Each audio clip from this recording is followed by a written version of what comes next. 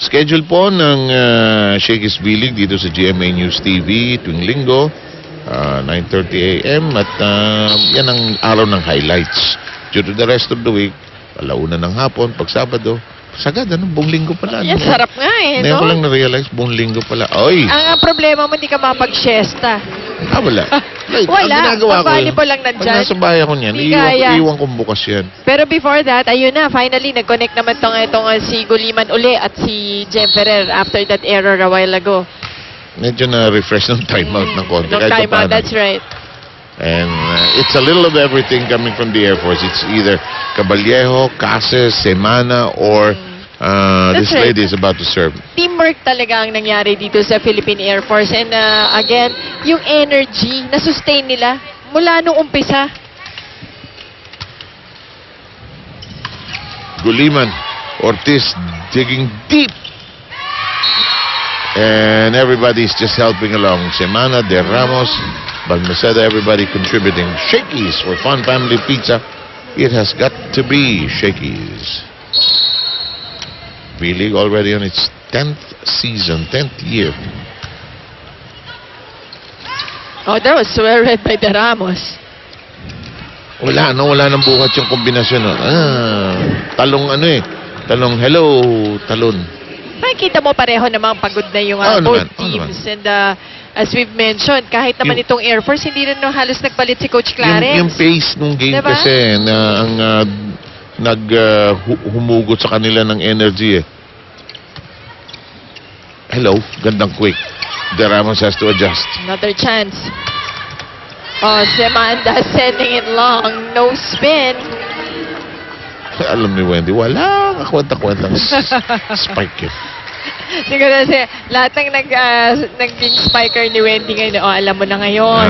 Mahirap rin pala. Sabi ni Rachel Andakis, alam mo na ngayon. Yeah. Hindi, pero siyempre, ayan, naman. Wendy Semana with that hit. Si Wendy, ever since naman ganyan siya eh. Yung kombinasyon ng spiker at Yep. setter. Tsaka converted. Kahit sa FEU. Converted din yun. Watch this. Soltones getting a few licks in every now and then. 18-11 ang ating bilang. 11 serving against 18 now. Sino ba sa serve? Si Guliman. Nika Guliman. Back row, mamatay-matay ang libero pagka ganyan.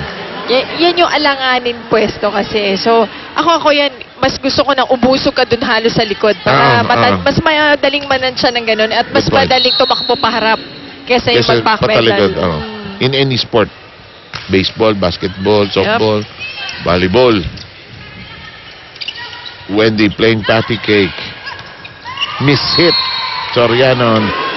And she's just disappointed.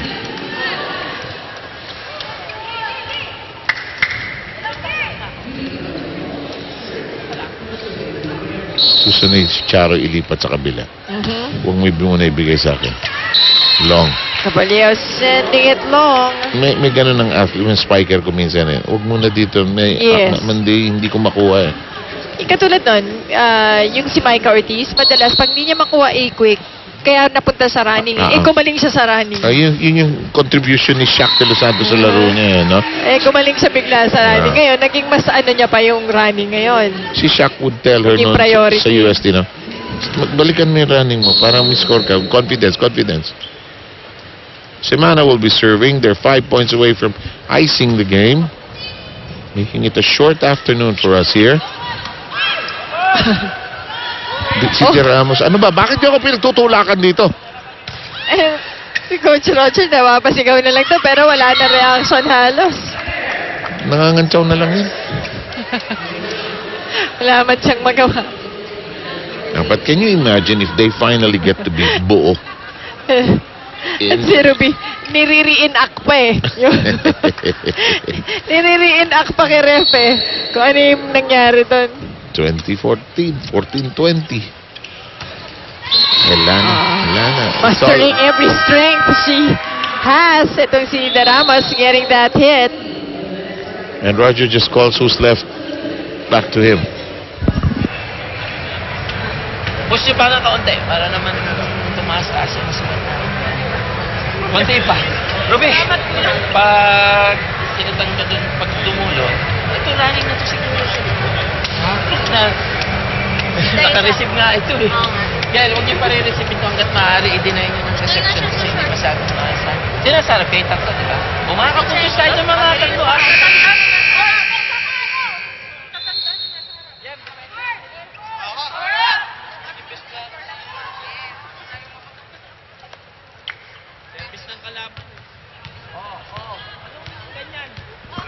Walang Ano ang gusto ni Coach Roger? Ang gusto lang ni Coach Roger, pataasin naman daw ng konti yung score.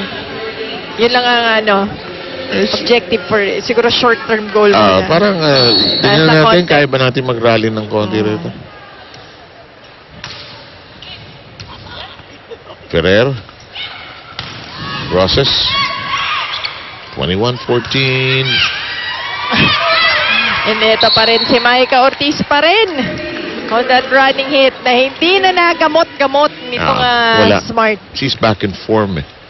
22-14 as De Ramos will be serving.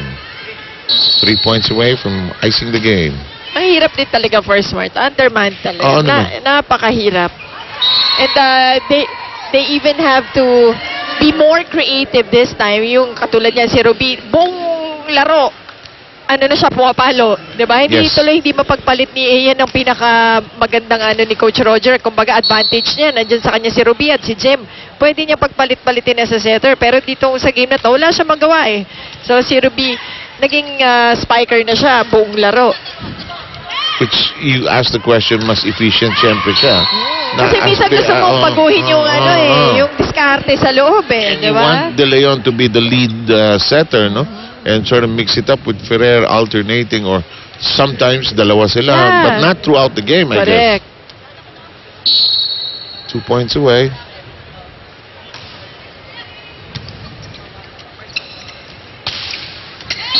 Oh, Sue Roses. Ito naman, running hit naman ni Sue Roses, her version.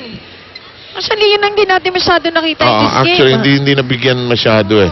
They really went with the quick in the middle as well as the Sultanes open set. Well, kasi yung kanina na-mention natin yung first balls din, hindi masyado nakakakuha ng maganda. Kaya nga hindi makaquick si Charo kanina. At tagal-tagal, hindi siya makakuha ng quick set. Well, we're now at match point.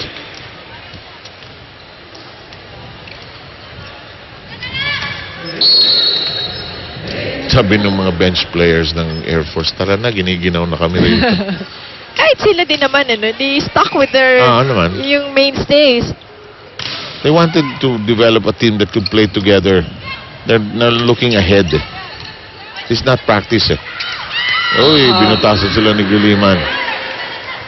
And plus kasi itong pitong to has been really working well since the first set. So parang siguro si Coach ayaw muna niyang sirain. He wants to make sure he gets this win. And against, they get used to playing. Smart. Yeah.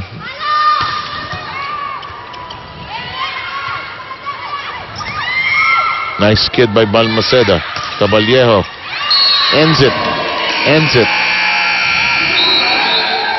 And a straight set win by the Philippine Air Force. It's a day of straight sets, and Roger Gorea finally gets somebody to talk to. Aside from the chairs. And just a depleted lineup. We'll bring you our Shakey's best player of the game after the Shakey's Shake and Play. That's the final count. 1-2-3 up, 1-2-3 down. That's the way it went. The Air Force winning in straight sets, Mosey. That's right, Seb. Kinagulat natin, you know, that Smart is a very strong team. Kaya lang this time, very undermanned talaga sila.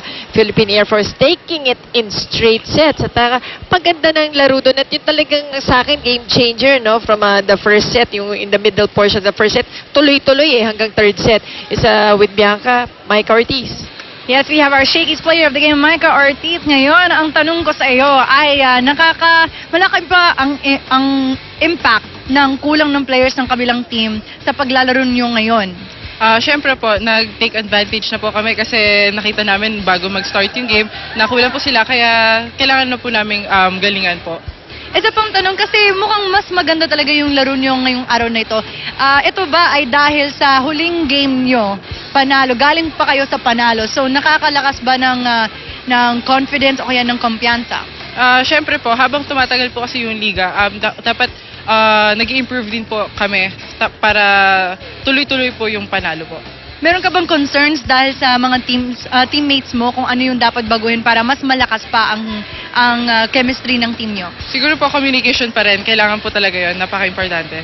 Alright, maraming salamat. Meron po kayong libreng pizza galing sa Shakey's. Ang Shakey's player of the game. Let's go back to you, Sev and Mosey.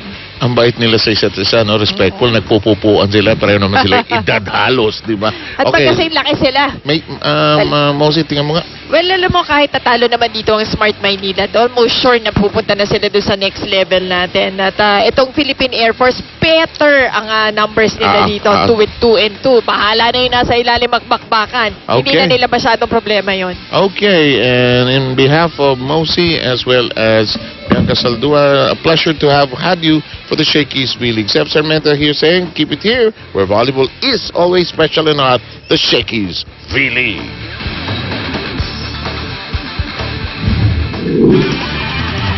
Third eye lead shooter once again. Tony Basas, this time, Janet Sarasnica nakakuha ng blank. Ay, tinawid ni Giselle C. Let's do it. Simborio now setting up for Baga. Nice block again by Mikmik. Oh! Simbahon was not able to get there. Simbahon, nice reception. They go to Mai Prochina. And Mai Prochina delivers again. Giselle C. Malabanan. Sabi ni Mikmik, di naman pwedeng ako lahat. Here's Nene Ibanez. Wow!